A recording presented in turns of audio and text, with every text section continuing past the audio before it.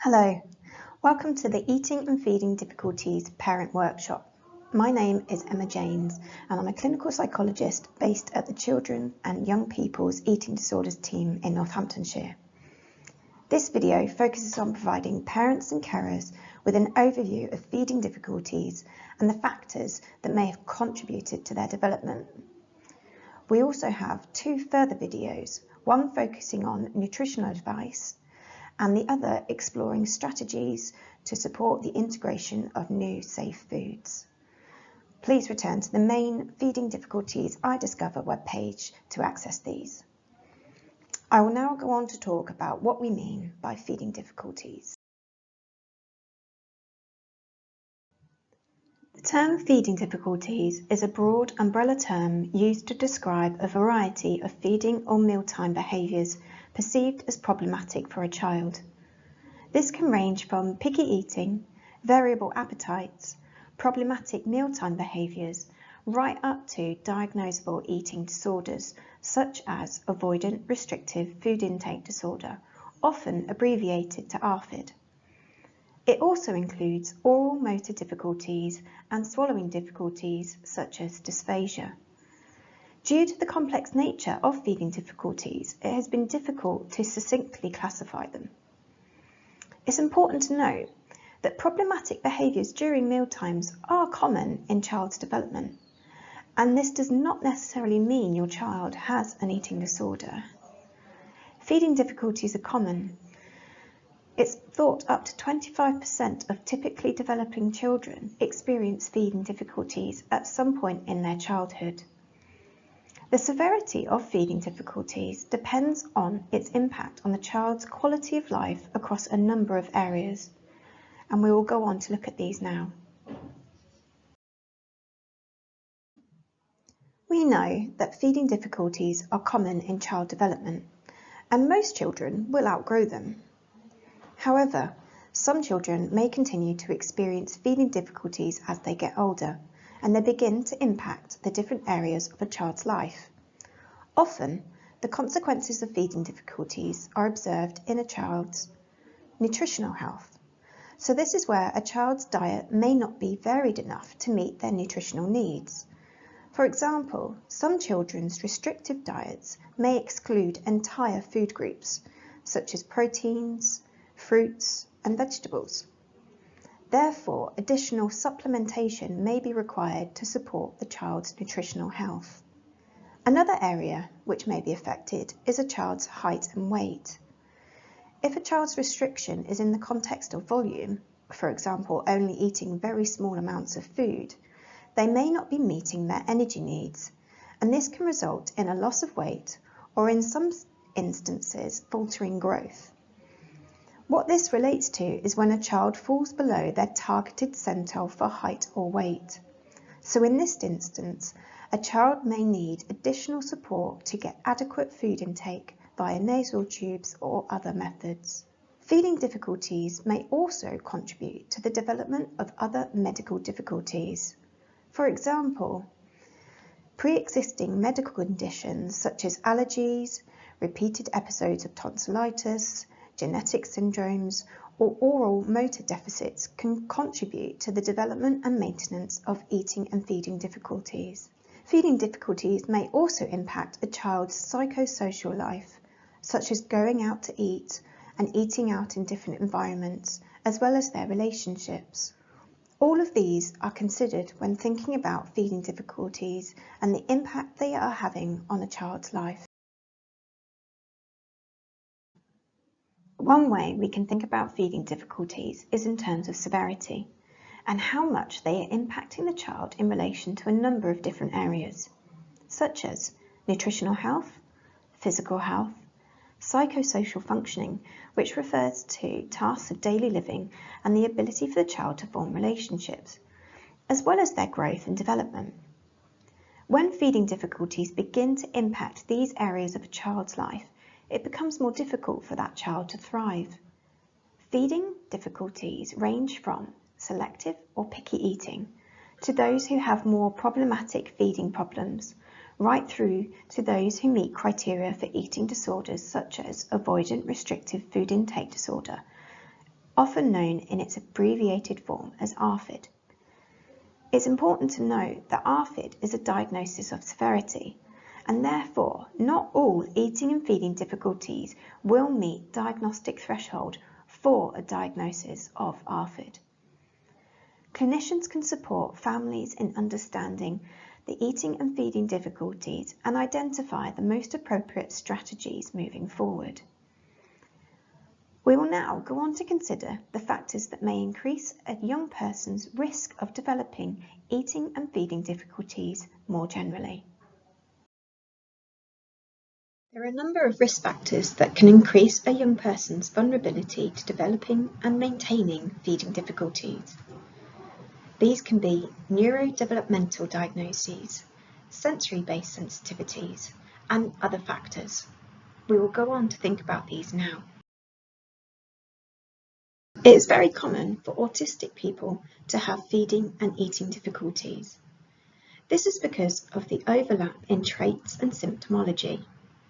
For example, autistic children may have particular sensory sensitivities, and this may impact their eating experiences. They may dislike certain food textures or have particular rules about how food should look. This can impact the foods that they are willing to eat and therefore cause some restriction of certain foods and food groups. This does not mean, however, that autism and feeding difficulties are mutually inclusive. So just because a child is diagnosed with autism does not mean that they will have a feeding difficulty, nor does it mean that all people with feeding difficulties are autistic. We will now go on to think about sensory sensitivities and how they can contribute to the development of feeding difficulties. Our sensory experiences refer to our sight, touch, hearing, smell, and taste. But they also include balance, movement, and interoception. This is the ability to have a sense of internal body signals. We all have unique sensory preferences, and for some people, they may be particularly sensitive to certain sensory experiences. Typically, a person may be either hypersensitive, therefore becoming overwhelmed by their sensory experiences, or hyposensitive, where a person may seek out additional sensory stimulation. For some children, they may have particular sensory experiences which they find unpleasant or disgusting. For example, certain food textures may be overwhelming and evoke strong emotion reactions. Similarly, some children may find the smell of certain foods overwhelming and want to avoid these experiences. Other examples include brand loyalty, therefore only accepting foods that are of a particular brand. For example, only eating Walker's cheese and onion crisps. This is because there is predictability in their sensory experiences, and the child knows what the food will look like and what it will taste like. Children with hypersensitive sensory experiences may rely on foods in this way because it provides a consistent and safe eating experience. If you think about fruits and vegetables, these are often brightly coloured, they vary in shape and appearance, and are therefore more unpredictable, making them more difficult to eat. Because of this, children with sensory sensitivities often have diets that mainly include beige foods, as those foods are typically blander and more consistent in appearance. Other factors that may increase a child's vulnerability to developing eating and feeding difficulties include anxiety. So when we are anxious or stressed, our appetite reduces or may actually shut down altogether. This is because the brain prioritises keeping us safe when we are in fight or flight. Children may feel anxious around meal times for a number of reasons. For example, they may feel worried about the consequences of not eating. They may notice that they are the focus of attention during meal times, and that's often out of parental concern about them eating. They may have had a tough day at school, so have less tolerance to manage the sensory experiences associated with mealtimes. Children are also very good at picking up on parental stress or concern. We know that parents who have children with eating and feeding difficulties often find mealtimes stressful themselves, and therefore this can be picked up on by the child. We also recognise that mealtimes can often be very busy and noisy environments, and therefore the child may feel overwhelmed and less able to focus on tolerating eating in that environment. Other factors that can contribute to the development of eating and feeding difficulties include associating food or eating with negative past experiences. This could include episodes of choking, allergic reactions, or other illnesses that affect eating. For example, a child may have had a choking episode after eating a particular food and then associate that food with the negative experience. They may then go on to avoid that food moving forward as they have the belief it will cause the same consequence. This could then gradually result in them avoiding foods of a similar consistency and texture, resulting in further restriction over time. In a similar way, pre-existing medical conditions such as allergies, repeated episodes of tonsillitis, genetic syndromes, and oral motor deficits can contribute to the development and maintenance of eating and feeding difficulties. Feeding is one of the first things we do when we are born. It is a skill and one we often take for granted. As parents, we expect just to be able to feed our child. However, learning to eat is a complex process and reliant on progressing successfully through a number of developmental stages. If problems arise at any point during development, such as illnesses or learning difficulties, this can delay the child's progress and any skills acquired. We will now briefly consider what is thought to be typical patterns of development. 0 to 3 months, feeding is considered a reflex and a non-voluntary response. Children are able to suckle and swallow fluids. Between 3 and 7 months, the child's jaw and tongue drop enable munching of puree foods. The gag reflex will also start to diminish between 6 and 7 months, allowing a baby to eat more chunky foods. Between 7 and 9 months, the child's fine motor skills develop, including their lips and tongue. Biting and chewing more lumpy foods becomes easier for the child. Between 12 and 15 months, the child has developed the basic skills to support feeding and will start to handle more challenging and firmer foods. Between 16 and 36 months, the jaw strength improves, as well as other skills such as chewing with mouth closed and chewing tougher foods such as raw vegetables. Between 18 and 24 months, the child may experience what is known as neophobia. Neophobia is considered a normal stage of development and refers to the fear of trying new foods.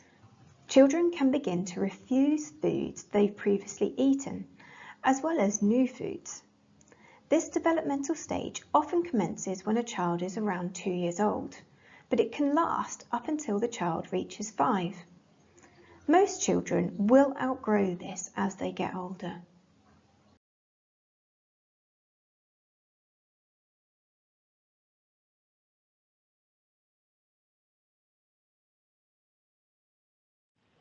It's really hard when friends say, just let them go hungry and they'll eventually eat, because our kid would starve himself if we did that.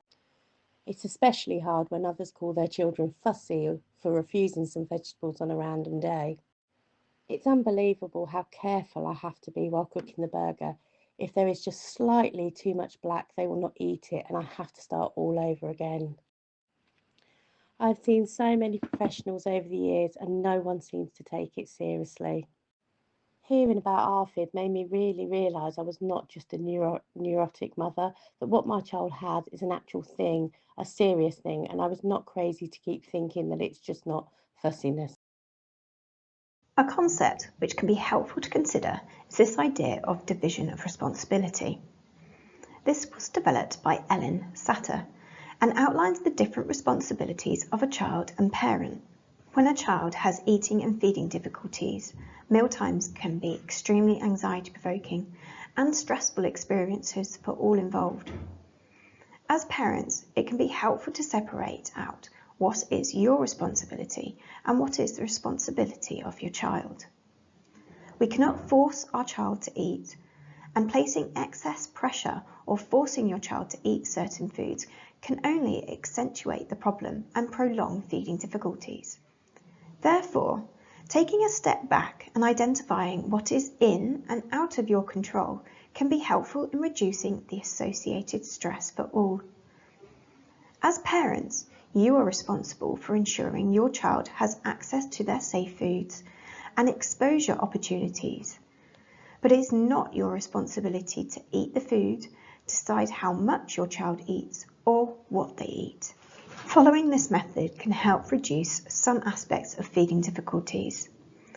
They can help the child eat the right amount for them, prevent the chances of disordered eating, and reduce stress for all those involved. It can be helpful for families to record what their young person is eating. Keeping a meal diary can be helpful because it allows for accurate recording of a young person's intake. It can also then be used to identify patterns of eating and explore areas of change. For example, through keeping a meal diary, you may realise your young person prefers to eat specific foods at particular times of the day. Therefore, you could make these foods available during these particular times to ensure that they have what they like. Additionally, you may also notice patterns across the types of food your young person will accept. For example, it may be that there are sensory characteristics that are shared across the foods that they consider safe. For example, are all the foods that they like crunchy? Or are they all particular colours? All of this information is really helpful in then going on to identify the types of strategies that may suit the needs of your young person. You can also share these meal diaries with other professionals, such as dietitians, so that they can get a better understanding of your child's nutritional intake. You can download an example meal diary on the iDiscover page. Thank you for watching this video. You can find more information and resources on the iDiscover website.